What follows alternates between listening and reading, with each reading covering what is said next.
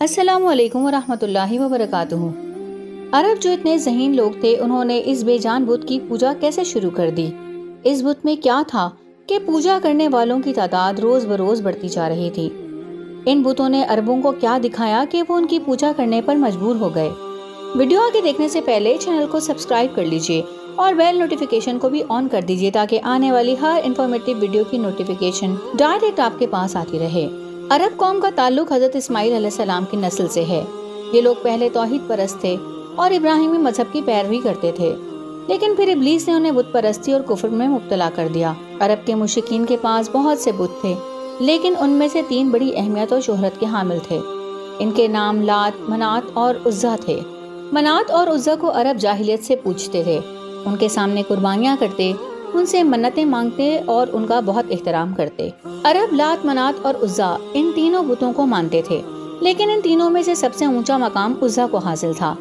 عربوں کا عقیدہ تھا کہ لات اور منات بہنیں ہیں۔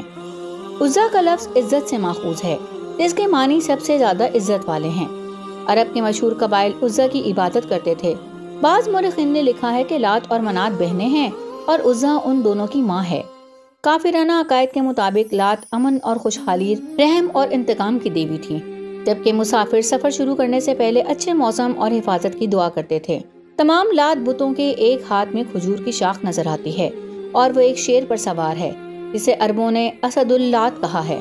منات کو قسمت، دولت، عزت اور موت کی دیوی سمجھا جاتا تھا، جبکہ عزا زمانہ جاہلیت کے عربوں کا ایک اہم بت تھا، جسے طائف کے قریب رکھا گیا تھا اور قریش اسے بہت اہمیت دیتے تھے۔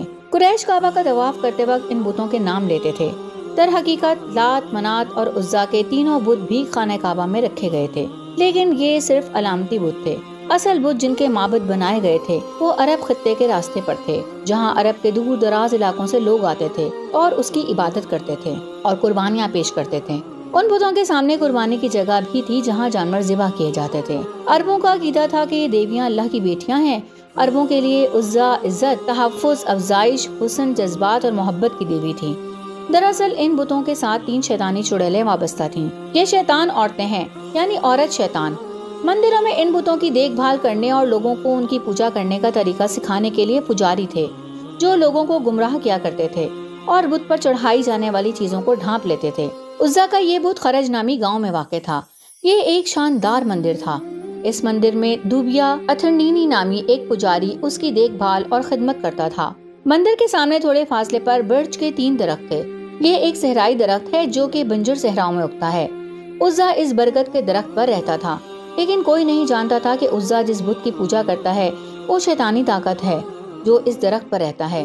لوگ اس کے پاس نذرانے کے لیے آتے تھے۔ چنانچہ چڑیل بیت المقدس کے بت میں داخل ہو کر بولتی تھی اور شیطانی قوتوں سے لوگوں کے مسائل حل کرتی تھی۔ اس طرح اس کا آقا ابلیس اس کی کارکردگی سے خوش تھا۔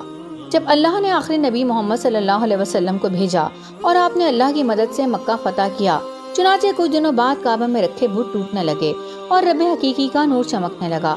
کعبہ سے بت ہٹانے کے بعد مختلف دیہاتوں اور قصبوں میں بنے مندروں کے بتوں کی باری تھی۔